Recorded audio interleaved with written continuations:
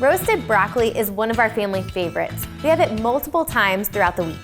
If you're the type of person that doesn't like steamed broccoli because of the mushy texture, roasted broccoli could be a great alternative for you.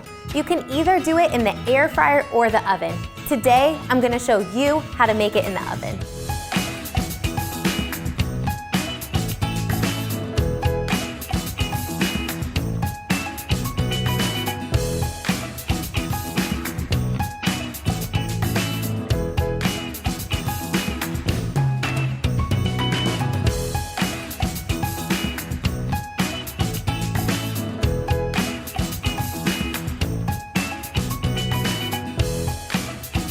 As you can see, roasted broccoli is super easy to make. If you haven't tried it, you need to.